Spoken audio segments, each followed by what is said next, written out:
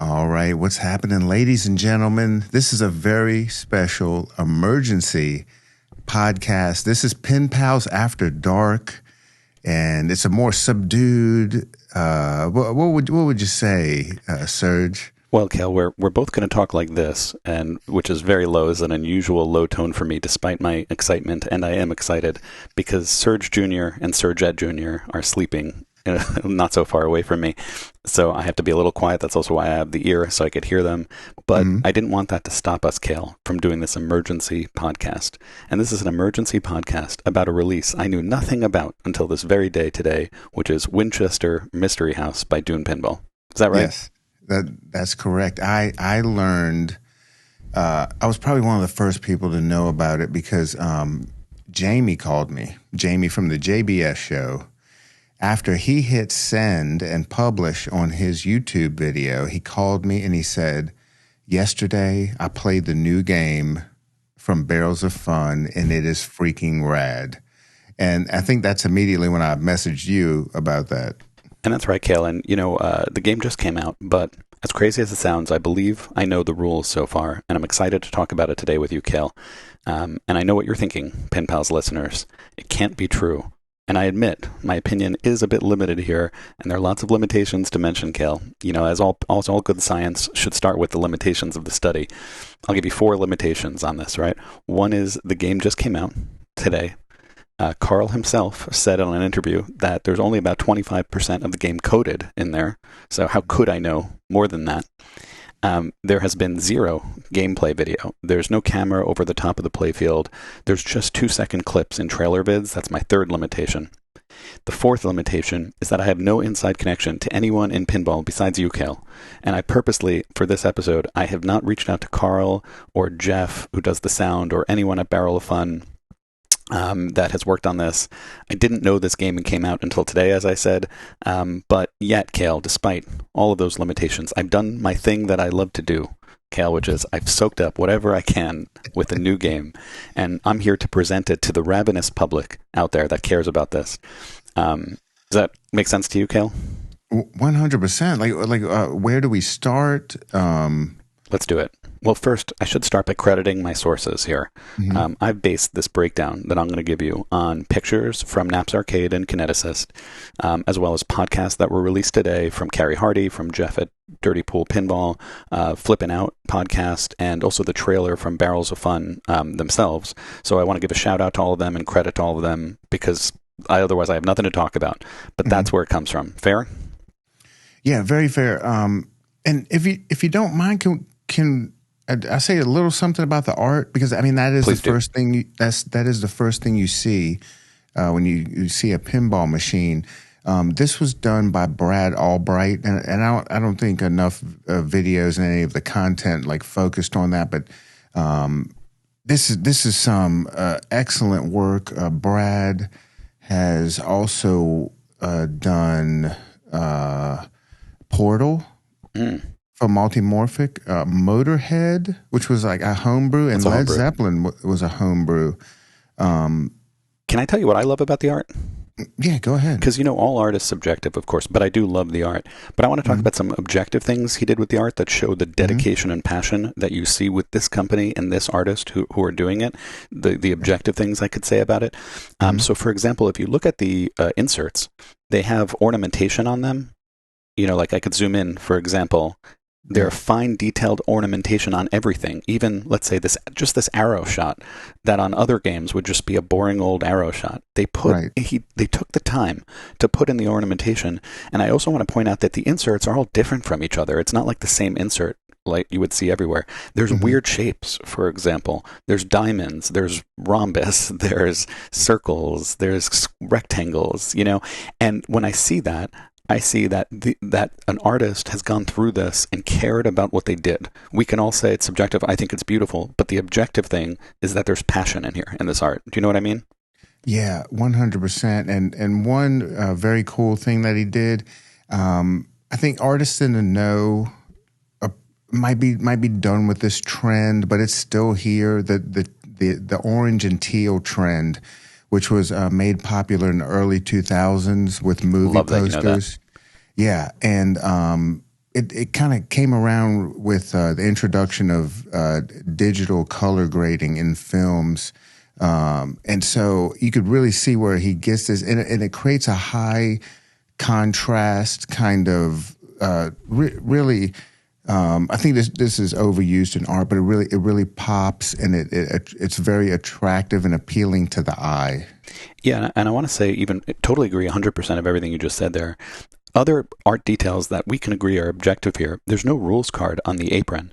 And Barrels of Fun has been doing this. If you look at their Dune game, for example, it's got like that worm going around the apron. And here again, rather than just have like a boring old rules card on the apron that frankly people don't really look at, and it doesn't help them anyway, because it never says enough rules on these modern complex games. Right. And so here, the rules card, the apron is a Ouija board, although I think I have to say spirit board for licensing issues or whatever. But this spirit board lights up, actually, and they could light up like ball number 1, for example, or lock number 2. They could even say like yes and no for questions that happen in the game that can influence what you do in the game, for example. And so it's just so immersive because you're like right up against the game. Your hands are right there on the flipper buttons, and you're seeing a spirit board as soon as you play. You know what I mean? So very cool. Yes. And then one other thing I want to say about the art is just the sculpts, right? Look at the detail in the sculpts. They don't just have a screen in the back like they've done in other games, and it's looked awesome in other games, to be clear. I love it. But they also now put like a whole sculpted mansion behind that thing, for example, and the crystal ball, and just full of sculpts here. That's just beautiful. It's beautiful. And one thing about that mansion, I don't know if everyone's noticed this yet from the videos that have been released. Of course, just like every other Barrels of Fun game, it has that extra display in the back. This display is different. It's parallel. You're right. It's not the same. Right. It's parallel with the playfield and sits above. You don't actually look at the screen. The screen projects onto a piece of plastic, creating a hologram. Right. It's not just a screen. I'm so glad you said that. It is a 12-inch screen, but because it could do things like transparency, you can have times where you see behind it, I believe. And that means so many cool things can happen. There's a magnet behind it, for example, and you could see it trapping the ball. All those sort of things can happen that contribute to it. And then you have this ghost that can fly back and forth like a hologram, for example. And we love holograms, Cale. Yes. Right? Absolutely. Absolutely. One other thing I think we should get into about the art, or you tell me, is something we actually figured out. Tell me. Should we do it now? Wait, can I prep you? Can I prep the listeners for it? Yeah, please. All right. So, should we get into it now? Yeah, let's get into it now. I knew you would, Cale. I knew you would. You want to get into it right at the top. That's right. Fair enough. Let's get right into it. So, they have a secret on this game, and God bless them, by the way, for trying to put in a secret there, and I love that, and that they kept it as a fun secret. And I love that they wanted to include things like that they don't even need to advertise, that they leave it to players to figure out. But I am who I am, Cale, and you are who you are, and I cannot turn off my brain. My brain was designed to find patterns, and so help me, that's what I'm going to do, Cale. Sometimes I find too many patterns, and maybe it makes me too conspiratorial, Cale, unrelated to this podcast. But no such thing. But other times, Cale, I see the signs, and so I'm going to give a spoiler alert before we say it. So for people who don't want to know everything about the game, I won't be offended. Don't listen to this podcast. If you want to be surprised, by the rules, for example, there are people who want to come up to a game and know nothing about it and be surprised by the rules. And I'm not offended. You shouldn't listen to this podcast. There's other people who are like me, frankly, who get excited when I hear rules for a game. It makes me want to play the game more. It makes me want to buy the game more, which I do for a game like this. And that's also true of this secret that we're going to say, something else they added to the game. So feel free to not listen. Is that good warning before we talk about it, Cale? That was my prep. That's very fair. All right. So one of the things I noticed is they had a 1-second clip on the Flippin' Out podcast. Shout out to Flippin' Out. And I caught it. So I'll share it with you now. We'll pull this up. Not that. That. So you can see the fluorescent lights, for example. And right now this is a mode where the fluorescent lights are on, it looks like to me. So I think they have painted in UV light in the game, or UV fluorescent light that can be captured with UV. That's also in the game. And Barrels of Fun is known for their amazing lighting, among other things. And this is just another example of it. So the surprise, actually, this kind of surprise, if you're for trivia-minded people out there, was done once before by a different manufacturer, which I won't name, that used secret UV lighting. But I will say that they charged you about $280 for it, as I recall, back in the day. And this one seems to be totally free. I'm just saying. So that's what I have to say about that secret. What do you say, Kel? Yeah, and you talk a lot about immersion. The interesting thing about this reactive ink is it seems like the user is going to have to discover this. And the way Rachel and I figured it out, we were listening to Jeff Dobson and Carl D'Angelo talk about the game on the Dirty Pool YouTube channel. And Jeff talks about this, but bleeps it out. But Rachel used her anti-social superpower of lip reading. And she said, Jeff said, there is reactive ink in the playfield, and if the player shines a black light onto the playfield, it will reveal something. This is so immersive because this is all about a haunted house. I mean, it's based on a true story about Sarah Winchester, who had a medium come over and do a seance, and long story short, said you were haunted because you were the heir to the Winchester mansion, and these firearms have killed so many people. So now the mansion has these spirits in there. So this is a very, like any haunted mansion, you're walking around with a flashlight. I mean, that's the story. You're discovering things. And that's how immersive this is. You're going to take a black light and it's going to reveal something. And Jeff says it's something interesting. And one of his words was hilarious. And if you know David's humor, I'm excited to see what this is, and I am bringing a blacklight flashlight to Expo to reveal this. That's that one you always bring to your hotels anyway when you go to the Expo, right? Yes, exactly. It's permanently in my suitcase. Good. I'm going to say we finished with the art. We're talking about the lighting, and obviously this is an amazing feature of the lighting that they're purposely not advertising to their credit. But I will say also one other thing about the lighting that I've said it before, even early when Dune came out. I think Dune has some of the best lighting in all of pinball. Across all manufacturers, they have these sort of this mood lighting along the sides that can give you day versus night in that game really, really well. And they're also using it in different ways on this game. And I'm sure just with that plus this, like this was going to have some of the best lighting in pinball. I believe that. Sure. And I give them so many credits. And also with those sort of faceted inserts that can refract light. It's just really beautiful, is what I have to say. Yes. So that's my. You go. I think we also have to bring up that Carl D'Angelo. He said that it would take people about 2 months to figure out that there was some kind of UV. He hasn't met us before, Cale. That's what I'm saying. He underestimates the pinball community, and he knows the pinball community better than anybody. But what I love about it, Cale, is you and Rachel independently figured it out from me, and we figured it out at the same time from different sources. Right. Don't you love that? That's great. When it happened, it gave me goosebumps. Beautiful. We're very connected in this simulation, Serge. You know what? If we get to maybe 50 podcasts, Cale, we're going to go on a complete tangent unrelated to pinball and talk about, are we in a simulation? That's a completely other topic, but I have passionate opinions about it, Cale, as you well know. Yeah, we'll get Rizwan Verk to join us. Yes, it's an important digression we made, but we'll get back to the game. But I agree with you, Cal. I agree with you. So before getting to the code, though, we talked about the art. We talked about the lights. I want to give you my overall impression of the game so you know my bias going into it. It's incredible. I think it looks incredible. I love it. I think it's amazing. I love the theme, not because I knew much about or at all about the Winchester Mystery House, but because I do love haunted houses.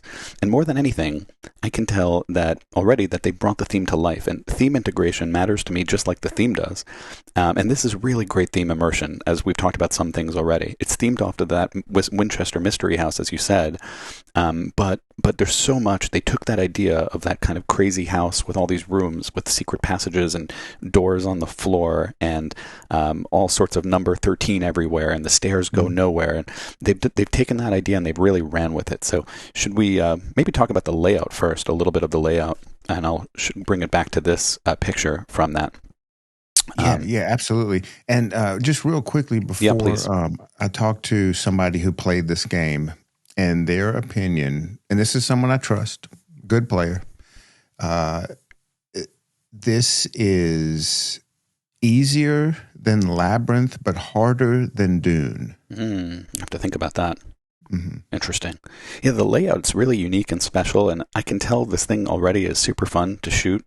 It has diverters everywhere, and we'll go through the layout in a little bit, so no shot ever feels the same.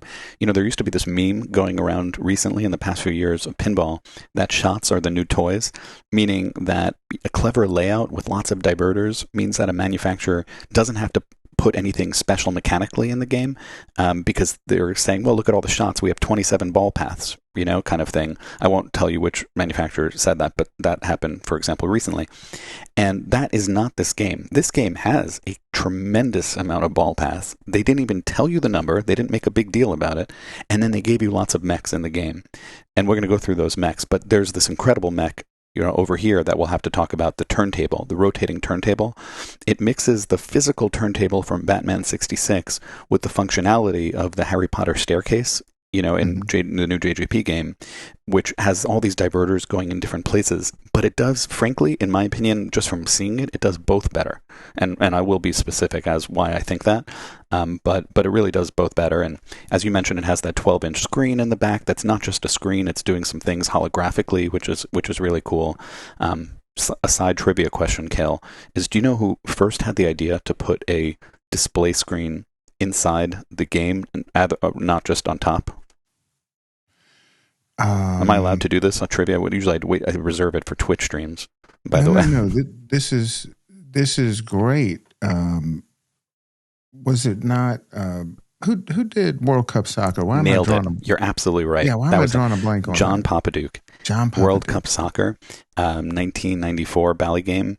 It has a mechanical goalie, but he wanted to put in a virtual goalie with a DMD right above that, and when the goalie moved, then it would block the shot wherever it was virtually.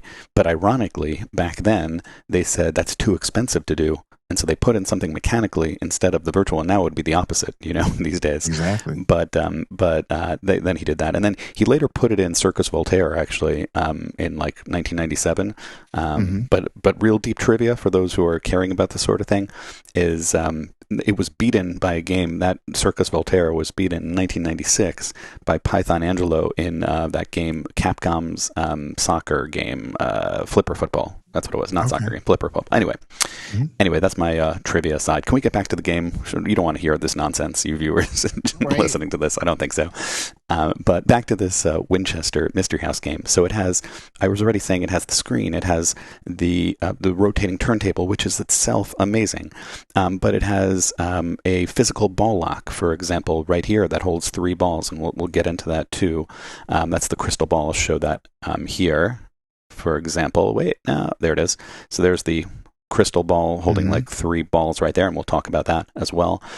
It has this spinner. It has 9 drop targets. There's 3 right here. There's 3 bank right there, and another 3 that are inline drops. And boy, I love me some inline drop targets, Cale. I've never met a game that has inline drops that I don't like. You know what I mean? Yeah. I'm wearing the shirt right now. Flash Gordon, my favorite classic of all time, has inline drops, you know, as well. Metallica, Paragon, Spa, you know, Future Spa, all these great games that have inline drops. I love any game that has. TNA is one of the best, right? Yes. So anyway, it's got that. It's got subways in it, 2 subways. It's got 2 magnets. It's got a tower that falls down, and we'll get into that too later, and reveals a shot behind it. I mean, it's just got a ton there. So that's my first bias about the game, that I love it and why. All these things in the layout. We're going to go into shot by shot in a moment, but I wanted to kind of give a shout out to the layout of the mechs and the art, and we talked about the lighting, for example. Anything else you want to add there?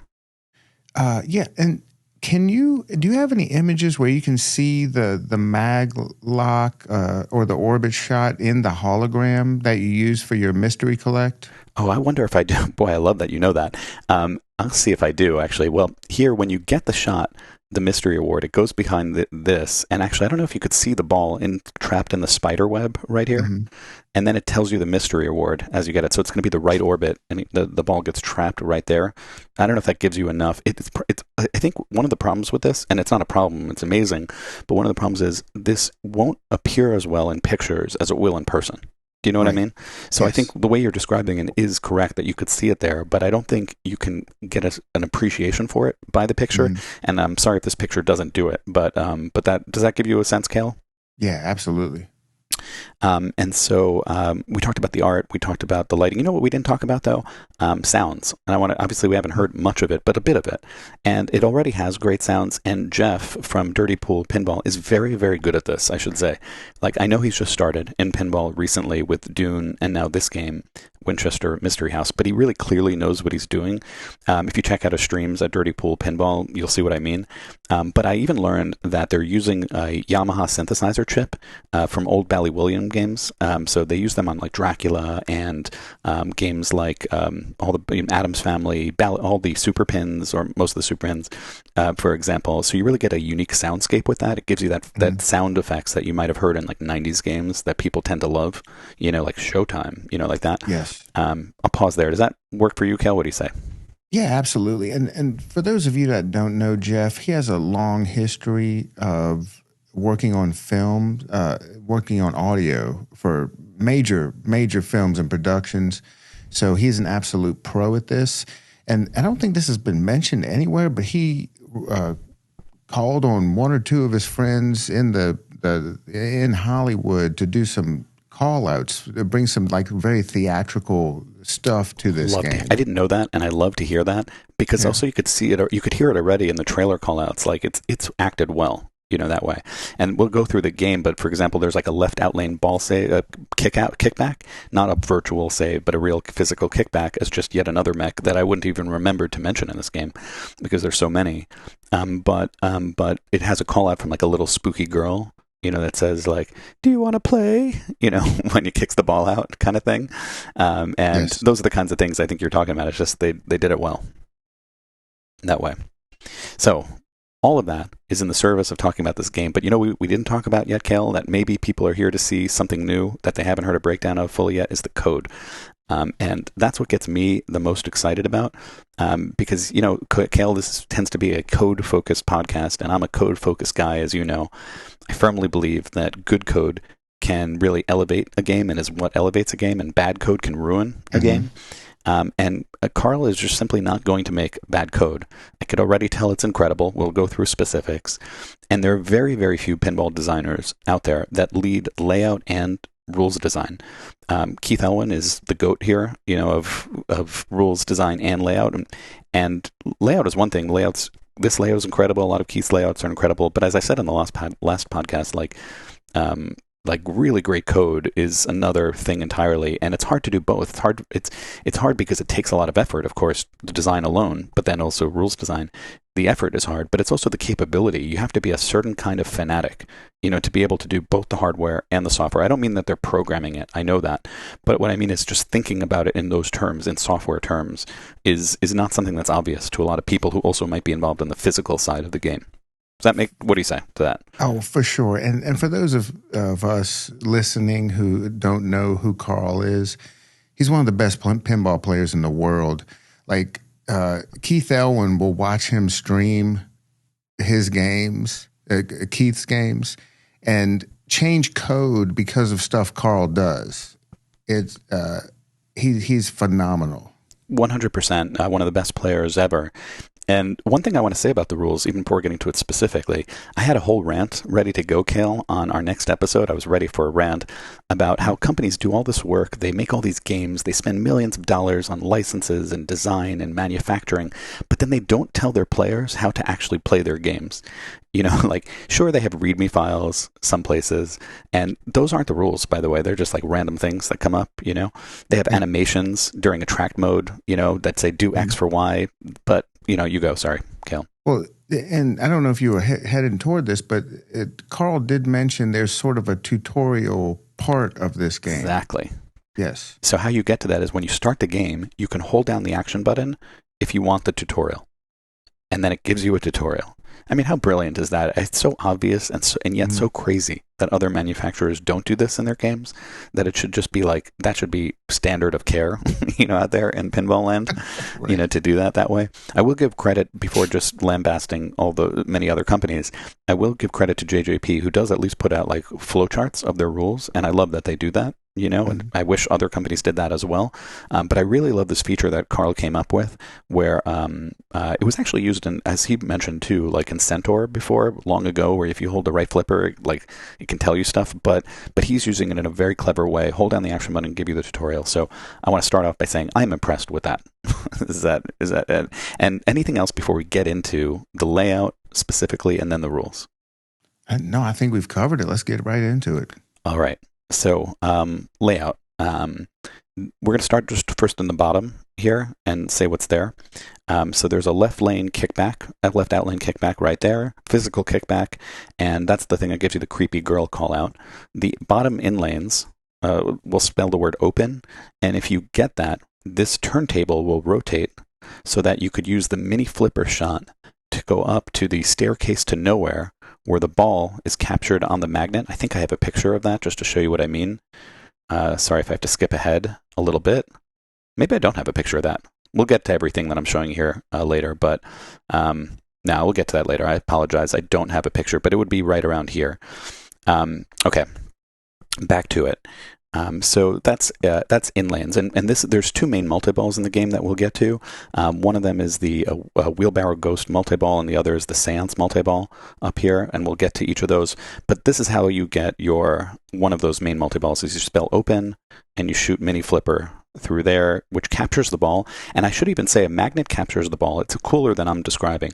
A magnet captures the ball, then then the turntable rotates to reveal a subway here. The ball drops down into the subway, goes into the basement to help start the multi-ball. So it's just got a lot of layers to this game. There's like levels. That's amazing. So what we're looking at, the scoop on the turntable is facing us. You're saying that will turn? Yeah, you see the scoop? It's going to go away, and it's going to turn to reveal a shot. But also, there's a shot right here that's made with this mini flipper. And so that's the shot that also is affected by the turntable.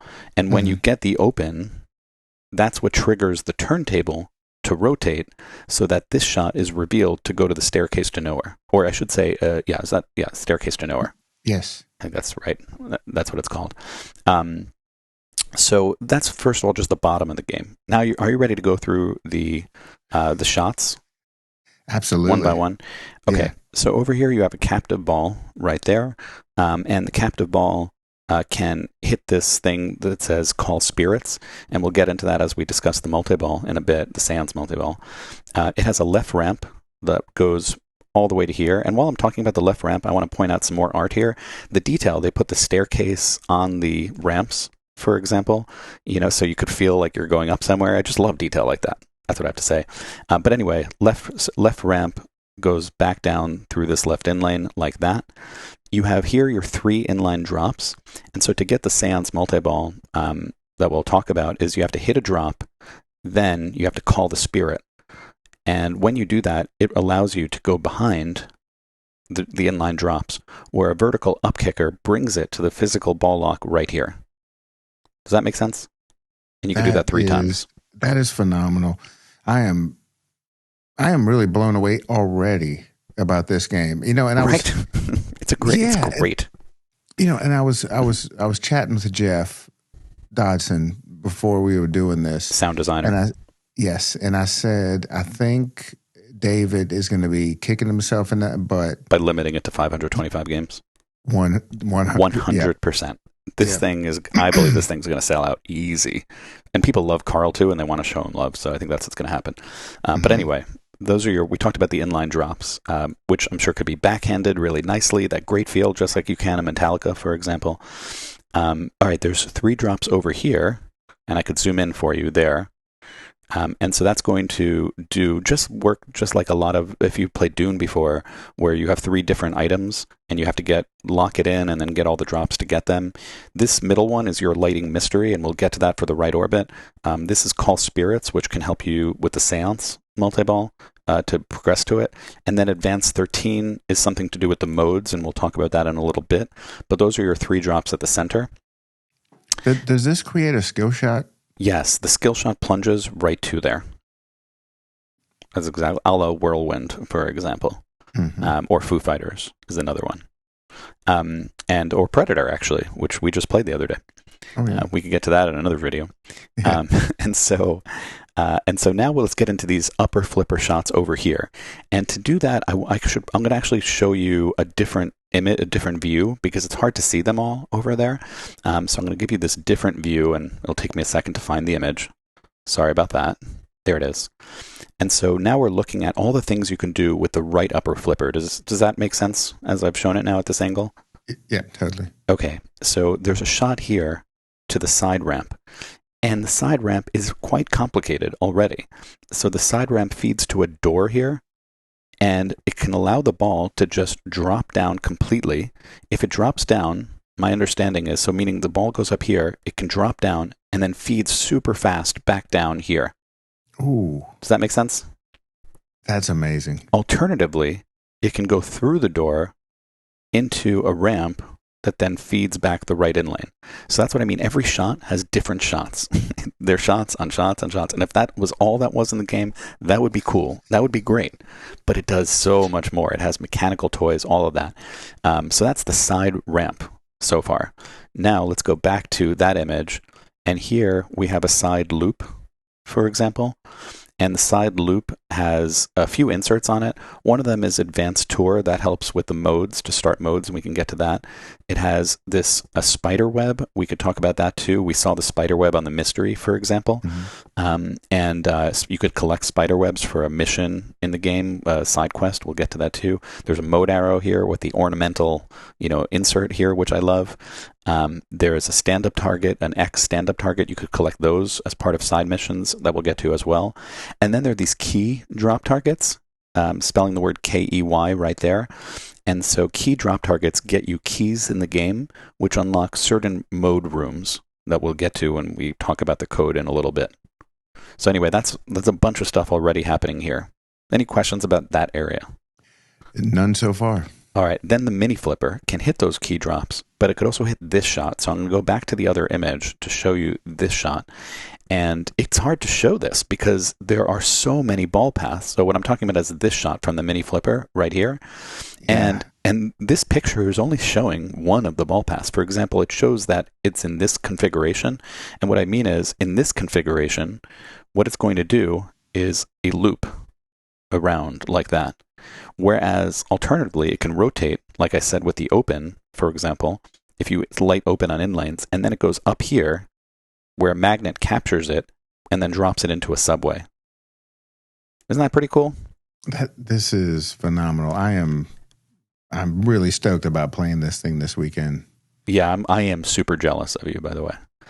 You can always come. I know. I have 2 jobs and 2 kids, and God bless, bless them all. That's a reason I can't travel for now. You'll see me in 7 years or so. Right. All right. In the meantime, all right. There's this shot, which looks like a scoop, and if that was the shot, that would be great. But this shot is many shots. It's not just the scoop. It is the scoop. That's one thing it could do, but it can also do. It can also come back around if this turntable rotates. In other words, what it can do is it can go through reverse, back through the right flipper, like reverse through right spinner, I mean to say, and come back down like that. And I'm sure it could do other things too. I'm only pointing out like 2 or 3 things with each of these shots, but it's more than that. It's much more than that, for example. So does that make sense? like Yes. here, and it can rotate. Like you could imagine if this thing were to rotate to the left, like that, Right. suddenly you're going this way, if that makes sense. And you know, I love hitting a spinner from behind. I know you do, Cale. I know you do. All right, next shot is this right hall shot. It's called. This was called the center hall, by the way, but this shot is called the right hall, and the right hall also has variable feeds depending on this diverter situation. This thing like that. So, for example, it can go into a dead end and then come back right away really fast. It can go up like this way, for example, and so that already also has multiple paths it can do.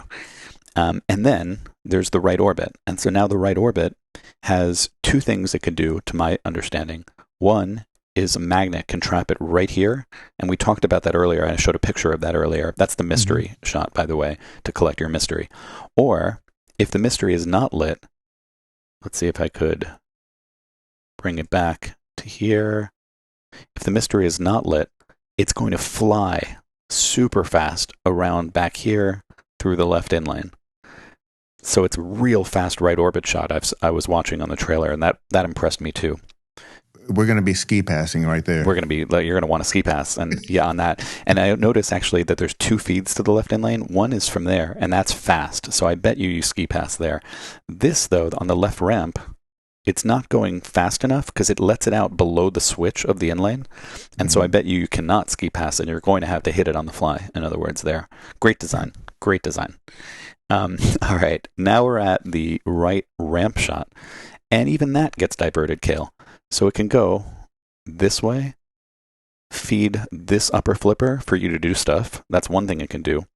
Or, as I zoom in, it has a diverter right here, and so that diverter can open, and then it could feed that tower shot right here. And that tower shot itself has diverters. So, for example, I know this is getting crazy, but I'm getting it right, I believe, so far. That tower shot can go back this way, for example, or the tower can fall down, and I'll show you a picture of that. Here, let's see if I can find it. There it is. There's the tower falling down right here. And so if you hit that right ramp when the tower falls down, like it did in the 1906 San Francisco earthquake that damaged the house and knocked down the tower in real life, then you will go behind here to a secret passage. Are we getting nuts here, Cale? Are we getting nuts? This is one of the most stunning designs I've ever seen. Genuinely agree. I haven't played this, and I know it's amazing. This is an amazing layout. That's what I have to say. Amazing. So that's the layout in general. I could talk about more specific things, like even the stand-ups, for example. There's 5 stand-ups that are this drum music stand-ups. In other words, this is a tambourine. I'll show you here a trumpet, I think. Yeah. And or then a bugle. There it is, or bugle, if you will. Love it. Love it. And then these aren't seen so well, but there's a gong right there and a bell right there. And the point being that you get those, and that progresses you in other ways. Like look at the screen, how the screen changes when you have those 5 instruments lit, for example. Wow. It's also going to be on your display, and we'll get to that in a moment. You know, Jeff had a blast with all this. Oh, yeah. Yeah, absolutely. Putting all that in, all those sound effects in, just great. Yeah. So that is my layout breakdown before getting to the code breakdown. What do you say to that, Cale? Anything that you wanted to cover on the layout that I missed? Not that I know of, but I will update you this weekend. All right, fair enough. And you will be playing, and you will see if I am right, by the way. Okay. Now let's talk about the code. I love where the code is going already. And let's talk about why. I know 3 important things about Carl before talking about it. Everything I said was about the layout, but now Carl D'Angelo is also the rules designer here. Number 1, he's one of the world's best pinball players. He understands layouts very well, and as part of his particular skill, he streamed himself on his channel, i.e. Pinball, beating the wizard mode of many, many games. So he understands pacing. He understands what makes wizard modes annoying, like, Buck Hunter and some other things that are like so hard to get to, and they're so monotonous in order to get to. That's the number one thing I'll say. He just understands pacing. The number two thing I'll say is he is a risk and reward nut. In only the best way. And as you know, we talk about that as one of the criteria for great code. If you ever watched his stream where he's playing with risk and reward type games, he'll always go for maximum risk. So if you think about Dune, for example, if you beat a mode, you finish phase 1, and then it gives you the choice, do you want to continue for up to 500 million points, phase 2? And he's always going to phase 2, for example. You could build up super jackpots to a crazy value, and he's always going to that. If you ever watched him play like JJP Guns N' Roses, he's going for maximum collect. So this is a guy who gets risk and reward. That's number 2 thing before getting the code. Number 3 thing I'll say is that he's a deep board game rules type of guy, like deep board game, kind of Settlers of Catan, that sort of thing, and much deeper than that. He came up with the Critical Hit Pinball Tournament, for example, and I think, have you played in that, Cale, before? Do you know what I'm talking about? I have not, but I'm very familiar with it. And also software for games. I shouldn't say games, I mean tournaments too. So the guy's really deep into board game type rules, and I'm going to use that term again because this is a board game type rule set. It's a board game rules approach. So what I mean is that if you look at this, inserts here, there are a whole bunch of inserts for all the rooms of the house, and there's going to be 13 different rooms of the house you can go in for 13 different modes. And the game is broken down into a mode phase and a travel phase when you're in like single ball play. So you start the game, when you first start the game, in the foyer right here, and then you have to travel to other rooms to play them, for example. And here's where I'll show you and I like that they have all these little dots here. These little dots light up individually with different colors as you progress. And so I'll show you now the display a little bit, and we'll get into that. So if you look at the display, that matches what you just saw in those inserts, where all these dots represent your travel in between different rooms. And when I say board games, I mean, look, for example, at like Ticket to Ride, for example. God, I love some Ticket to Ride. You played some mean games of Ticket to Ride, I bet. Oh, yeah. I love to hear it. I'm a board game guy too, by the way. If you somehow couldn't guess that from my level of insanity, right? But anyway, enough about me. So here's like the user interface, and you're going in between different rooms in the game. There's the travel phase as you go in between the rooms, and then there's the mode phase, the rooms themselves. And back to the risk and reward thing. So you can shoot particular colored shots on the playfield to progress to there, and all of this is obvious in the game. You don't have to look at the user interface. I'll show you what I mean in a moment. So for example, here it says, look at all the different rooms you can go. If you shoot the center hall, you go to that room. If you shoot the right hall, you go to the servant's kitchen. The right orbit goes to the twin dining rooms. If you have a key, and you notice there's a key here, 1 key it says there, you get that key through the key drop targets, and then you could hit the action button, and that uses your key to unlock the basement if you want to go to that room. So you can go to all these different rooms in different ways by hitting shots or pressing an action button, and that's how you go to these different rooms. Or, if you want, when you start the game, you can just skip past the room and continue traveling. If you don't want to do all that stuff, you could continue traveling. And the more you travel in the game, you have to make a bunch of shots to travel. And the more you travel in the game, you build up the value of the mode when you play it. And you could play this game completely 2 different ways. For the score chasers or speedrunners of games, you can go back to the layout all the way from the foyer to all the way through without even playing a single mode, all the way to the final room called the Witch's Cap, or in the attic, if you wanted to. It would be really hard to do. You'd have to make many shots to get there and avoid modes, but you could do that, and you can get to that final mode. I don't want to say beat the game because there's a lot in the game, but you can get to that last room quickly if you wanted to, and build up a huge mode score when you get there by skipping rooms. Or you can play the journey of the game, and you could play the different rooms as you go, and there's different scoring opportunities in each direction. And so you could decide how you want to play. There's no linear pathway. As much as it looks like a map, like you think it's going to go, oh, I have to do this and then that and then that. It's not at all, actually. It's quite, it's not linear at all. You can go in many different directions. I'm going to pause there, Cale. Any questions on that before getting in even more detail? Yes. Can you go back to the display? Yes. Oh, you know what? I want to show you what I mean by this. I'll show you. It's Uh-huh. going to be more obvious, I think, when I show this picture. For Okay. example, so this is earlier on the whitewood, obviously. Hmm. But if I want you to note that there is, and maybe it's going to be too hard to see, I recognize on this, but there's a green light here, for example, and there's a yellow light here, for example. Can I convince you of that? Yes. And so here it says if you want to go to this, I should say, sorry, if you want to go to this room, which is the seance room. Even I'm going to get confused. There it is. Sorry. You could go to this yellow light, or even I'm going to get confused by myself, but I've already confused myself and I apologize. But what I mean to say is, and I don't think I took the perfect picture of this, but it's a lot simpler if you watch it and you're playing it. There's going to be a color for different shots, and the different shots will be represented by the same color on these inserts. And so let's say you just look down and you're like, I want to go to the blue one. Then you shoot the blue shot, and that's where you go. So it's not as confusing as it might seem. You could also use the user interface, but you don't need to. And I think I'm probably making it sound more complicated than it is that way. You basically look at the room, and if you want that room, find the color somewhere on a shot, and then hit that shot. Did I make that make sense at the end? I hopefully landed the plane. I didn't start the plane well.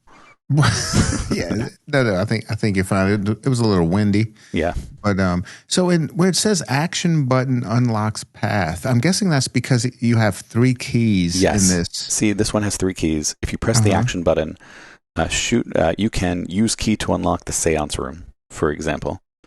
And so certain rooms are only unlocked once you press the action button.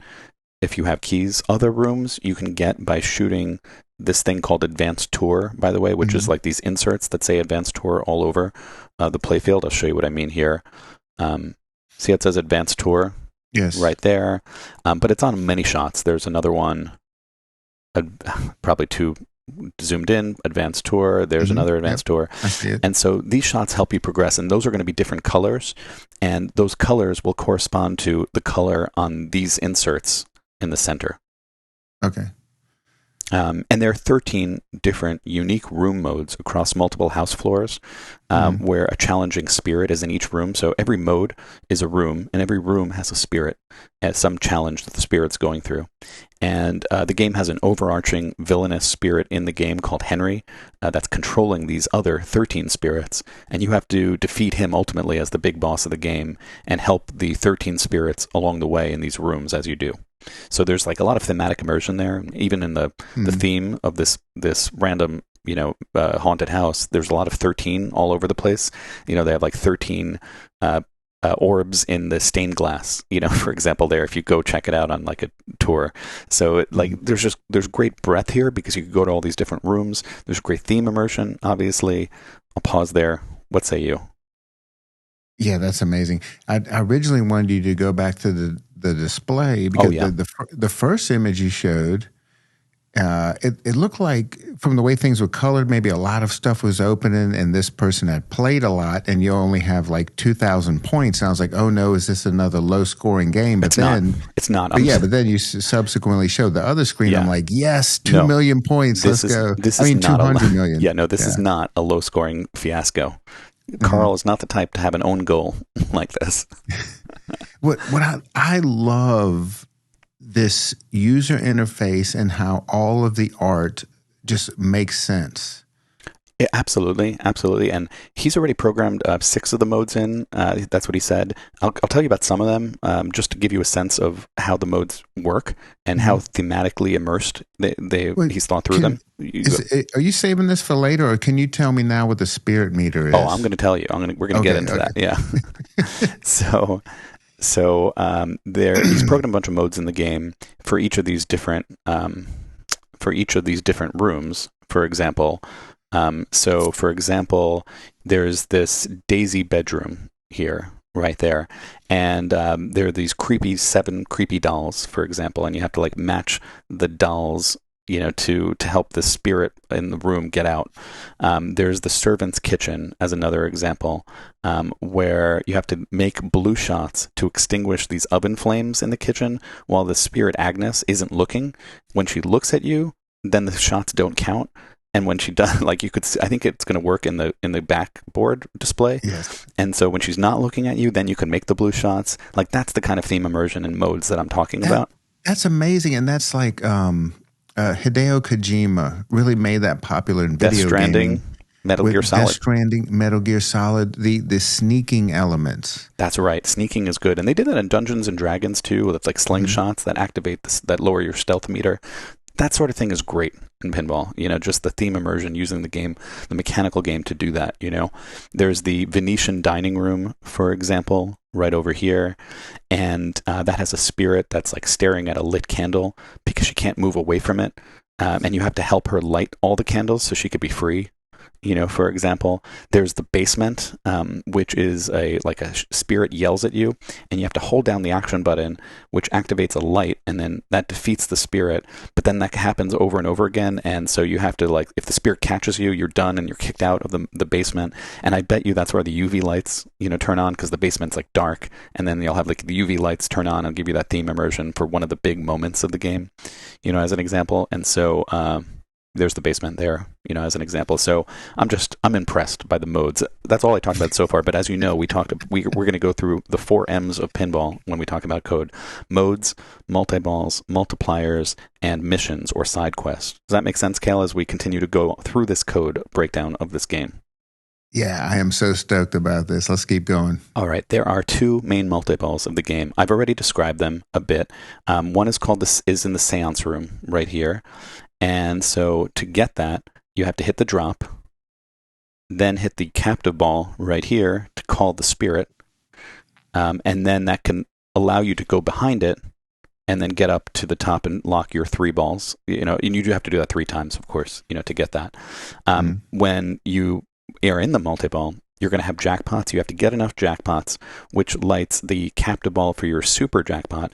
And then if you hit that, the tower falls down, and you have to go behind the tower in that secret shot for your super jackpot, if you will.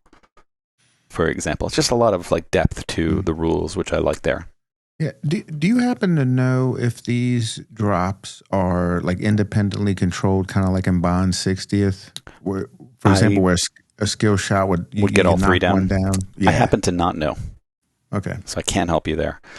I mentioned earlier the second multi-ball of the game is the wheelbarrow ghost multi-ball, which is you get the open in lanes, 1, 2, 3, 4, like that, and then the diverter moves so that the upper flipper can shoot into this thing. The magnet drops it brings it into the subway, and then you're into that multi-ball where you have to help the spirit Clyde fend off other spirits before the boiler explodes. In the basement, and your multi-ball ends, and just cool things like that. So that's my multi-ball breakdown. The Playfield multipliers, I see them on their inserts here, and I like how simple it is, by the way, simple in a good way. There should be Playfield multipliers. There shouldn't be 40x multipliers, in my opinion, and I don't want a complex system of shot multipliers and Playfield multipliers on every game. It serves some games, but here it seems like there's a 2x, and a 3x Playfield multiplier. And actually, I have not been able, I admit, to glean the rules from how you start those Playfield multipliers. I will admit that to you. Sometimes part of me wonders if it has to do with the stand-ups, the musical stand-ups around, and then musical stand-ups maybe starts a timer. So that's my intuition, but I do not know that, and I would not claim to know that. When I look here on on this particular screenshot, I see the music instruments. It implies to me that that's the multiplier, but I'm not sure. Fair? Yeah. So on this image, where are those? Oh, that's on the secondary screen. Yes. These are 2 screens. So he's looking at 2 screens, in other words. Okay. So I'll show it here. That's on this, for example, which can show you all these different things. And I also have a picture of it, the thing it being on the screen rather there. Okay. Gotcha. As an example. Mm-hmm. And then missions. So there are 2 side quests in the game. One of them I could tell pretty quickly and pretty definitively, I would say, is, let me get to it again, is this. See on the top right? It says loops and targets and webs and summons and combos. So you need to get 13 of each of those things to unlock like think of like a cyborg multi-ball, but an Iron Maiden, but the same version in this game. That's what I believe would happen in that scenario. Okay. And so, for example, on the inserts, if I zoom in back to, let me do it better. There it is. So you could see the loops and the combos and the summons and the webs and the targets, for example. And so what that means, combos is obvious. You just make the game flow and you shoot that shot and that shot. And so every time you get a combo, it adds one. Targets, I could point to, there was an X target, for example, over here. And so I believe it's X targets like that progress you towards it. There's webs, and there's two places where web is lit. I don't know if if it's gonna be clear enough. One is over here, and the other one was over here. And so you have to make those shots for webs. And so you get the idea, though, that you could build it up. The other mini wizard mode, I think, has to do, I'm guessing, with the spirit meter. And my guess is that, and I don't know, I'll admit here, but I guess that's a switch hit based meter, that it goes up with progressive switch hits, but total guess on that one. And anyone can feel free, Carl, etc., to come in and tell me how wrong I am, or don't tell me. So anyway, that's my answer for that stuff. This is your this is your side quest progress. And the game is going to have like the 2 mini wizard modes for those things. It's going to have these 3 memento wizard modes, they call it, another mid-game wizard mode, a final wizard mode. So like paced well with lots of things along the way. So that's basically my code breakdown of the game. I think that covers it, right? Those are the 4 M's of Pinball. Yeah. And I think I covered it. What do you say, Cale? The 13 on the display, is that a counter, or does that always say 13? No, it's not. This always says 13, and as you hit things, these numbers will go up. I wonder if I have an image of that. There it is, for example. Can you see that? Where yes. the 13 stays, but here it tells you you've hit 5 targets and 13 combos you've filled out. And there's, 6 webs, etc., and that many loops. So basically it counts up around here. Have you seen a image of the display where the spirit meter has changed? I have, absolutely. Okay. And there it is, one. Oh, there we go. You know what? Yeah. I'm always there for you, Cale. And so here it shows you that you've gotten all 13 combos, for example, but the spirit meter is high. Yep. I just don't know yet exactly too much about the spirit meter. I still guess that it has to do with like switch hits, mini wizard mode, side quest kind of thing. Not so different maybe from the insanity modes on Evil Dead, which are also switch hits along the way. And I think that's all the code that could be in this game, even at this present date. Right. Cale, did we do it? What do you think? I think we pulled it off. I think people are going to be very excited. This is going to drum up some more chatter about this, what seems to already be an incredibly stunning game. The last time I talked to David Van Ness on the phone, and I don't think he'll mind if I say this. He before we got off the phone, he said, "Listen, I didn't stun you with Dune, but I promise you, I'm going to stun you soon." And he didn't tell me any more than that, but I'll be damned if he didn't do it. You are stunned, aren't you? Yes. I'm a Barrels fan, big time fan. Love it. And this entire podcast, sneakily, Cale, was to try to convince you and Rachel to get one of these games for the Electrobat. I don't know if I was successful, but that was the actual reason I did this emergency podcast, and hopefully it's worked. I don't know. Yeah. Rachel is probably already trying to get her hands on one of these. She's stoked about this because she has been to this Winchester House. Wow, I didn't know that. Yeah, and she's a massive fan. And so when Jamie called me after he released his video and he says, "You have to check this out," and I was like, "What's the theme?" And he's like, "So it's about this Winchester House, this haunted mansion." And I said Winchester House, and Rachel turned and looked at me and was like, "Excuse me." She's a fan. She's been there. Incredible. Yeah.